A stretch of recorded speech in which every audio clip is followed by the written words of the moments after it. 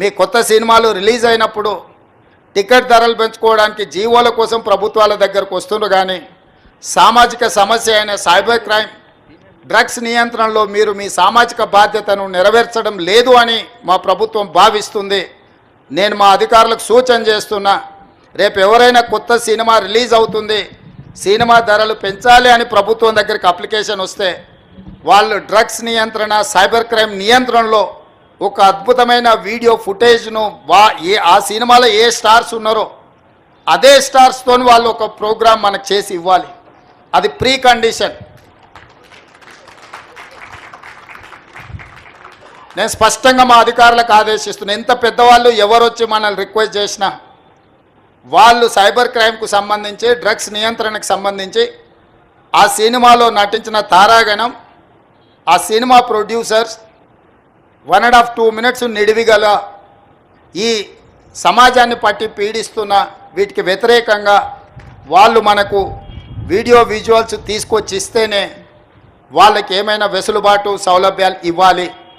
ఎందుకంటే సమాజం నుంచి ఎంతో వాళ్ళు తీసుకుంటున్నారు, సమాజానికి వాళ్ళు కొంతైనా ఇవ్వాలి, అది వాళ్ళ బాధ్యత. అట్లా కాకుండా మేము 100 కోట్లు పెట్టుబడి పెట్టినాం మా సినిమాకు, మేము టికెట్లు పెంచుకొని మేము సంపాదించుకుంటామన్న ఆలోచన ఏదైతుందో మంచిదే, మీ వ్యాపారం మంచిదే, కానీ సామాజిక బాధ్యత. డ్రగ్స్ నియంత్రించకపోతే, ఈ సైబర్ క్రైమ్లో నియంత్రించకపోతే ఈ సమాజమే నిర్వీర్యం అవుతుంది. ఈ సమాజాన్ని కాపాడాల్సిన బాధ్యత, ఈ సమాజానికి సహకరించాల్సిన బాధ్యత సినీ పరిశ్రమ మీద ఉన్నది. కాబట్టి ఎవరైతే ఏదైనా ఈ ప్రభుత్వం నుంచి ఏదైనా సహకారం కావాలి అని వస్తే వాళ్ళు సమాజానికి సహకరించాలి. ఇది ఒకటే మా ప్రీ కండిషన్. మా అధికారులకు కూడా నేను సూచన చేస్తున్నా.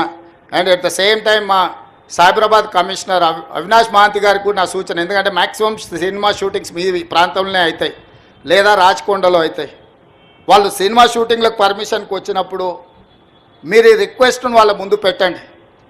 వాళ్ళు ఏమన్నా సినిమా తీసుకొని, కానీ ఆ సినిమాలో ఉన్న తారాగణంతో ఈ డ్రగ్స్ నియంత్రణ కోసం, సైబర్ క్రైమ్ నియంత్రణ కోసం 1.5-2 మినిట్స్ నిడివి కలిగిన చిత్రాన్ని మనకు ఒకటి వాళ్ళు తయారు చేసి మనకి ఇవ్వాలి.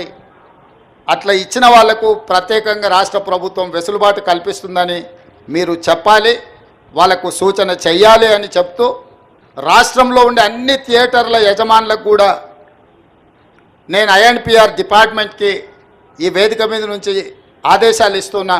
ప్రతి సినిమా థియేటర్లో తప్పకుండా సినిమా ప్రారంభానికంటే ముందు సైబర్ క్రైమ్కు సంబంధించి, డ్రగ్స్ నియంత్రణకు సంబంధించి న్యూస్ రీల్ల రూపంలో ఉచితంగా మీరు ప్రదర్శించాల్సిందే. అట్లా ప్రదర్శించిన థియేటర్లకే భవిష్యత్తులో అనుమతుల విషయంలో కానీ ఇతర విషయంలో కానీ ప్రభుత్వం సహకరిస్తుంది. హలో అండి, మీ ముగ్గురికి అండి అన్నట్లు కమల్ హాసన్ గారు, సిద్ధార్థ రకుల్, తెలంగాణ చీఫ్ మినిస్టర్ రేవంత్ రెడ్డి గారి మధ్య సినిమా వాళ్ళకి ఏమైనా టికెట్ రేట్స్ హైక్స్ కావాలంటే ఆ సినిమాలో నటిస్తున్న వాళ్ళు ఏదైనా ఒక వీడియో చేయాలి అంటే డ్రగ్స్ ఎగెనిస్ట్గా. వినిపించలేదు, ఇంకొకసారి చెప్పండి. తెలంగాణ చీఫ్ మినిస్టర్ రేవంత్ రెడ్డి గారు సినిమా టికెట్స్ హైక్ ఏమైనా కావాలంటే ఆ సినిమాలో నటిస్తున్న వాళ్ళు కానీ ఏమైనా సోషల్ అవేర్నెస్ ఒక వీడియో చేసి పెట్టాలి అని అన్నారు. ఎగ్నిస్ట్ డ్రగ్స్ ఏదైనా సోషల్ అవేర్నెస్. అయితే నటులుగా మీకేమైనా సామాజిక అంటే బాధ్యత ఉందా అసలు మామూలుగా? సార్, నా పేరు సిద్ధార్థ్ అండి. నేను గతం 20 years నుంచి తెలుగు ప్రేక్షకుల ముందు వస్తున్నాను. ఫస్ట్ తెలుగు సినిమాలో ఒక కాండమ్ చేతిలో పట్టుకుని ప్లీజ్ యూజ్ కాండమ్ అని బిల్ బోర్డ్స్లో నా ఫేస్ వచ్చినట్టు నేను గవర్నమెంట్తో కోఆపరేషన్ ఇచ్చాను.